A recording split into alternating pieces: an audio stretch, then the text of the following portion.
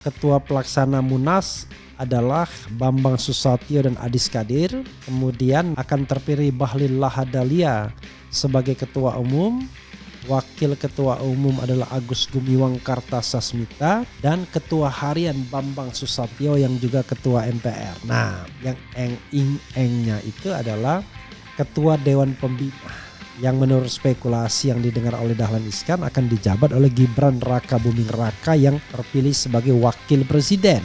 Ada juga yang mengatakan bahwa bukan Gibran tetapi Jokowi yang akan menjadi Ketua Dewan Pembina. Bagaimana kalau Ketua Dewan Pembinanya dua-duanya? Jokowi ketuanya, Wakil Ketua Dewan Pembinanya adalah Gibran Raka Buming Raka. Anak kemarin sore membina para senior di Golkar yang sudah berpengalamannya puluhan tahun di partai tersebut. Ya inilah, di partai-partai selalu ada pengkhianat. Kejutan yang paling luar biasa adalah ketua umumnya bukan Bahlil Lahadalia, tetapi ketua umumnya adalah Jokowi sendiri. Ketua Dewan Pembina merangkap ketua umum, ya seperti Prabowo lah ya, atau seperti Surya Paloh. Ya kita tidak tahu siapa yang jabatan yang lebih tinggi daripada ketua umum kalau di partai tersebut. Nanti Gibran akan menjadi wakil ketua Dewan Pembina, mungkin begitu. Dan Bahlil akan menjadi sekretaris jenderal.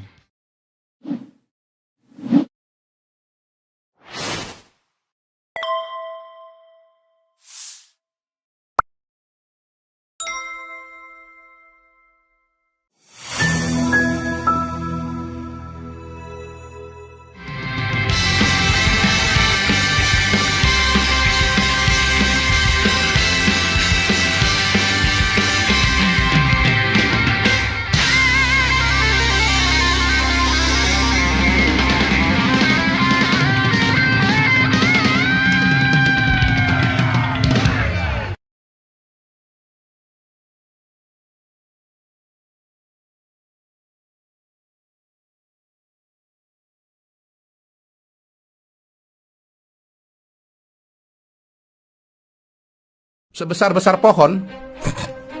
Kalau udah bawa kerja. Kalau melawan tukang kayu atau rumbang juga. Pohon beringin. Iya. Pohon jati.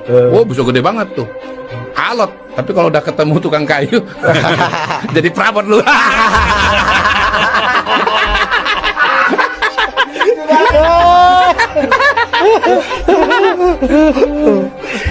lu siapa lu dulu? Wah, gua kayu jati, Pak. Gede apa kecil? Gede. Ya, lu kok bisa jadi gini? Ketemu tukang kayu. Di mana gedenya? Lu nggak kelihatan. Ya tadi, Pak, ketemu tukang kayu, Pak. Dia punya perkakas. Kalaupun pohonnya udah tumbang, ya jadi tukang kayunya jadi perabot. Kalau presiden selanjutnya nggak izin gimana? Iya. Iya gitu. Artinya presiden selanjutnya berarti. Iya sudah keluar lah. Hah? Sudah keluar. Ini post factum. Ini ada izin nggak? Ada izin nggak? Itu nggak bisa disimpulkan di depan, simpulkan belakang. Begitu kejadian, oh izin udah keluar. Mau izin mau enggak penting ya. Izin udah keluar. Izin udah keluar itu. Yang ngasih izin 08 apa 08 setengah? Yang ngasih izin 08 apa 08 setengah? 08 dan dilaksanakan oleh 08 setengah.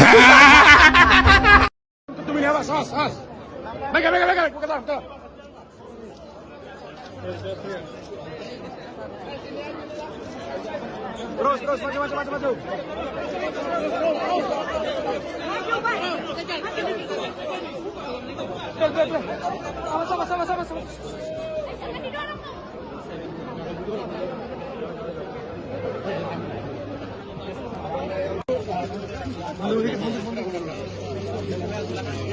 Pak Bahlil, sini Pak, kirim filmnya saya Pak. Tangannya Pak.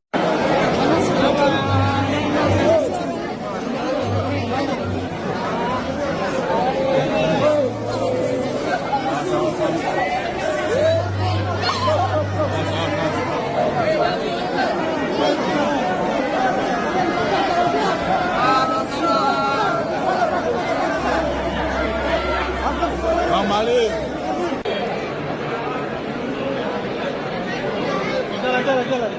Jalan.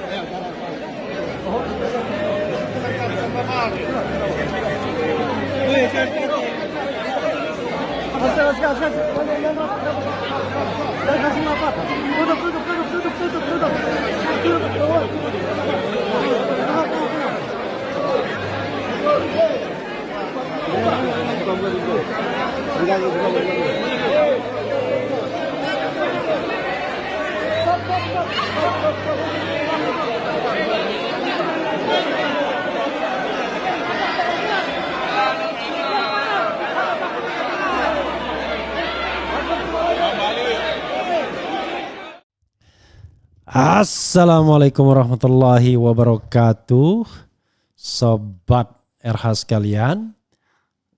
Jumpa lagi kita di channel yang keren ini. Keren cadas. Ya, sobat RH sekalian, kalau kita melongo melihat fenomena yang terjadi di Partai Golkar, ternyata Dahlan Iskan pun melongo juga. Dahlan Iskan yang konon pernah memenangkan konvensi Partai Golkar, Partai Demokrat ya, urung dicalonkan karena memang tidak ada slotnya ya. Coba kita apa yang dituliskan oleh Dahlan Iskan di Dahlan Iskan this way ya, Dahlan Iskan way. Menarik, dan kita tadi sudah mendengar lagi celotehan Kodari di Total Politik mengenai betapa ampuhnya si tukang kayu ya, the carpenter ya. Karena mau pohon jati, mau pohon apapun ya, itu jadi kecil, jadi perabotan karena ketemu tukang kayu katanya, sambil dia tertawa terbahak-bahak, terpingkal-pingkal ya. Entah apa yang mau diketawain. Luar biasa.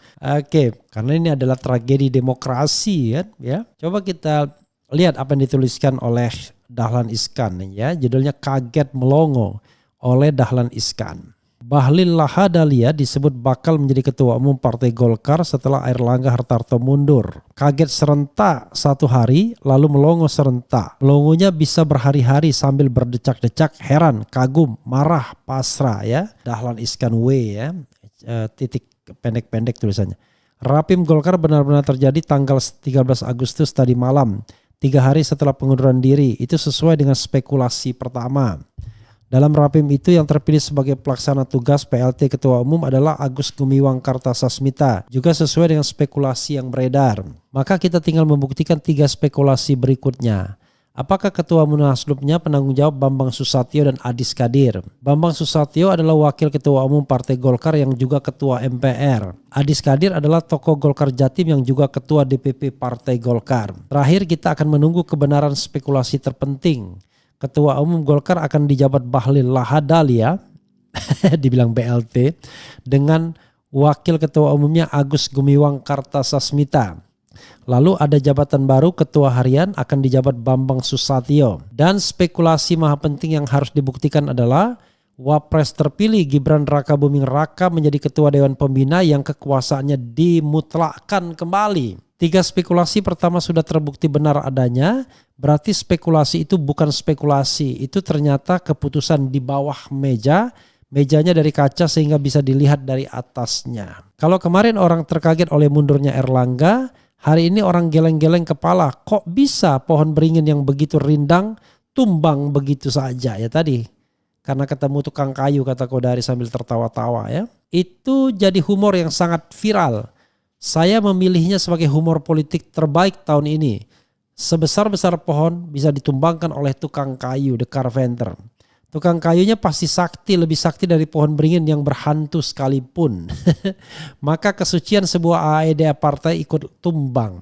Spekulasi di bawah kaca pun mengatakan ADART Golkar akan diubah. Di dalam Munaslup, Ketua Dewan Pembina bisa dijabat oleh anggota yang masih baru. Lalu wewenang Ketua Dewan Pembina diperbesar.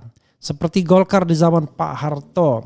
Bahwa Munaslup begitu terburu-buru, Anda sudah tahu pendaftaran calon kepala daerah harus dilakukan tanggal 27 Agustus. Tapi dengan Munaslup diselenggarakan 20 Agustus, Ketua Umum yang baru punya waktu menandatangani berkas pencalonan kepala daerah. Juga punya waktu untuk menunjuk calon selain yang sudah terlanjur dijanjikan Ketua Umum sebelumnya. Banyak yang bertanya sambil geleng-geleng kepala, kok bisa? Kepala banteng tidak ikut geleng-geleng karena tidak lagi punya leher. Dahlan Iskan. Iskan. Ya, sahabat era sekalian, kalau kita bicara tentang lame duck office ya, memang fenomena J ini fenomena yang luar biasa ya. Biasanya kalau sudah lame duck office ya orang biasanya ya selesai. Tapi ini tidak. Walaupun lame duck office tinggal 2 bulan lagi, toh masih bisa bertaji untuk menumbangkan pohon beringin yang besar ya. Pastilah ini the carpenter yang luar biasa. Artinya sakti ini tukang kayunya. Jadi sobat era sekalian, kita menunggu spekulasi berikutnya kata Dahlan Iskan ya. Yaitu ketua pelaksana Munas adalah Bambang Susatyo dan Adis Kadir. Kemudian akan terpilih Bahlil Lahadalia sebagai ketua umum. Wakil ketua umum adalah Agus Gumiwang Kartasasmita dan ketua harian Bambang Susatyo yang juga ketua MPR. Nah, yang eng-eng-engnya itu adalah ketua Dewan Pembina yang menurut spekulasi yang didengar oleh Dahlan Iskan akan dijabat oleh Gibran Raka Buming Raka yang terpilih sebagai wakil presiden. Yang kebetulan terakhir-terakhir ini nganggur karena sudah mundur dari Solo. Ada juga yang mengatakan bahwa bukan Gibran tetapi Jokowi yang akan menjadi ketua Dewan Pembina. Bagaimana kalau ketua Dewan Pembinanya dua-duanya? Jokowi ketuanya, wakil ketua Dewan Pembinanya adalah Gibran Raka Buming Raka. Anak kemarin sore membina para senior di Golkar yang sudah berpengalaman ya puluhan tahun di partai tersebut. Ya inilah di partai-partai selalu ada pengkhianat. Selalu ada orang yang mau melibatkan pihak eksternal dalam konflik internal. Sama seperti perang antara Arupalaka dengan Sultan Hasanuddin. Ketika merasa terdesak, ternyata Arupalaka yang berasal dari Bugis itu kemudian meminta bantuan Belanda untuk mengalahkan kerajaan Goa. Kerajaan Goa. Kerajaan Goa ya. Akhirnya yang terjadi adalah ya Hasanuddin dikalahkan ya. Dan kemudian Arupalaka yang menang. Nah, tetapi jangan salah, bagi orang tertentu Arupalaka, kerajaan Bone waktu itu ya, kerajaan Bone melawan kerajaan Goa ya. Jadi bagi orang-orang tertentu Arupalaka bukan pengkhianat. Walaupun dia mengajak Belanda, tetapi dia dalam rangka cinta negaranya, yaitu menyelamatkan Bone dari gempuran Hasanuddin Raja Goa. Jadi ada legitimasinya. Sama seperti legitimasi ribut-ribut Perang Teluk ketika Kuwait mengundang Amerika Serikat untuk menghadapi agresi Irak. Maka kemudian muncullah fatwa-fatwa tentang Rasulullah yang meminjam baju besi dari seorang Yahudi. Untuk melegitimasi bahwa kita boleh ya melibatkan pihak lain untuk menghantam saudara kita sendiri ya. Oke sahabat era sekalian, kita akan tunggu ya. Dan barangkali kejutan yang paling luar biasa adalah ketua umumnya bukan Bahlil Lahadalia, tetapi ketua umumnya adalah Jokowi sendiri. Jadi ketua Dewan Pembina merangkap ketua umum ya seperti Prabowo lah ya. Atau seperti Surya Paloh ya, kita tidak tahu siapa yang jabatan yang lebih tinggi daripada ketua umum kalau di partai tersebut. Nanti Gibran akan menjadi wakil ketua Dewan Pembina mungkin begitu. Dan Bahlil akan menjadi sekretaris jenderal. Kalau macam-macam maka orang tersebut sudah disandra. Ya, Bahlil bisa disandra, Agus Gumiwang bisa disandra, entah Bambang Susatyo ada juga nggak sandraannya. Itu yang menjadi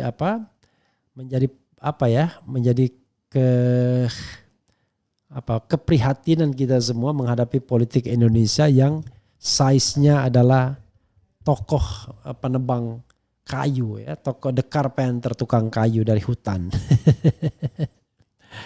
Mungkin karena dari hutan dia tidak mengenal etika memperlakukan batang kayu yang besar ya. Ya sahabat era sekalian, coba kita baca komentar sobat era sekalian. Tukang kayu biasa saja, tapi para pejabat aja yang serakah sehingga gampang ditunggangi ya. Ya dong, tapi kan kita tidak bisa hanya soal pejabatnya saja. Bagaimanapun pucuk pimpinan harus punya etika kan. Tukang kayu kan punya gergaji yang ya, Bang Refli ya. Sama, semua kita punya peralatan, tapi kan kalau kita tahu etika kan kita tahu hak orang lain kan, kita tidak gunakan peralatan tersebut ya. Erlangga boro-boro nyapres, ketum aja mental. Apakah RH setuju tentang banyak pengamat di TV malah menyalahkan Anies karena tak mampu mencukupi kursi partai dan mereka yakin bahwa Anies tidak bakal dapat partai? Prediksi RH bagaimana tentang nasib Anies?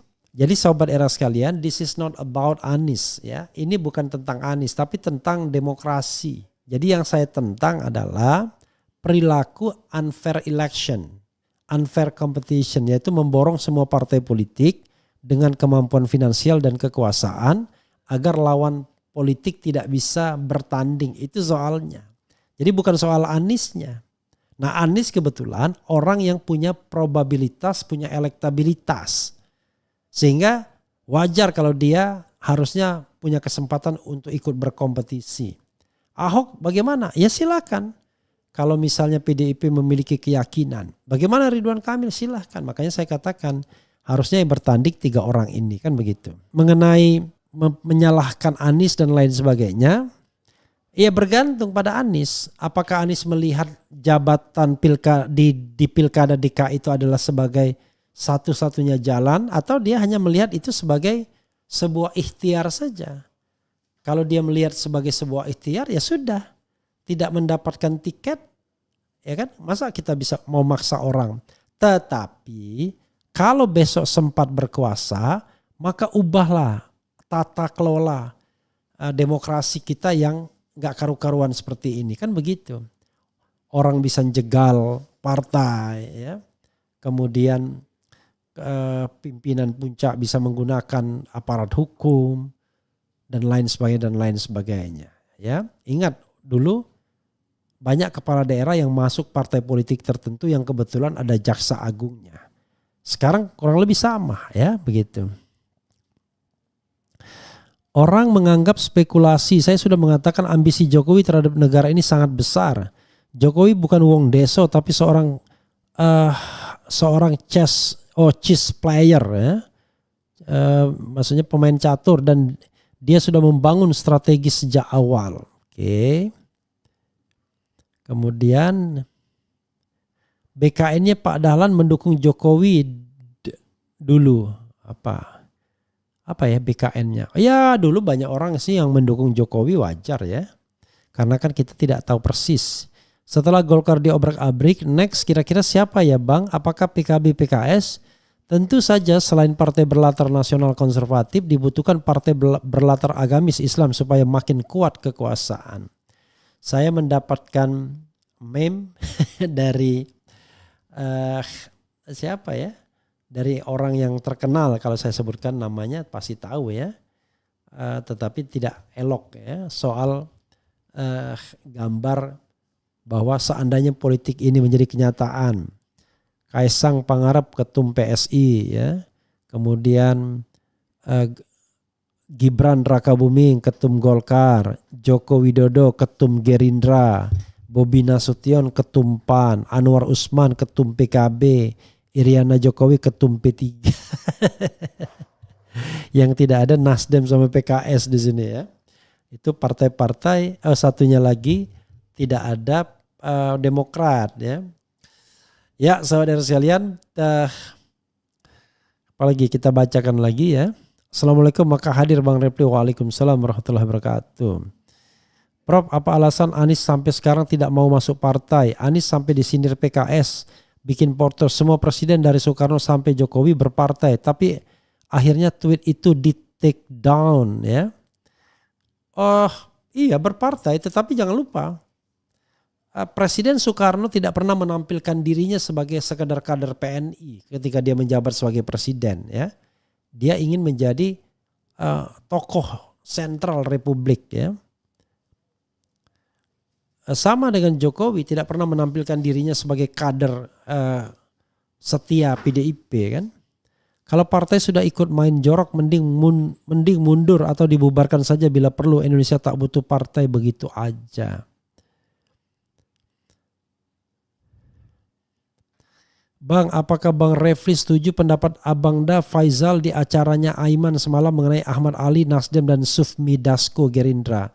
Itu bukan pendapat, itu fakta yang dia temukan. Ya, sepanjang fakta yang dia temukan ya kita tentu tidak bisa membantahnya kalau kita tidak punya fakta atau data tandingan ya.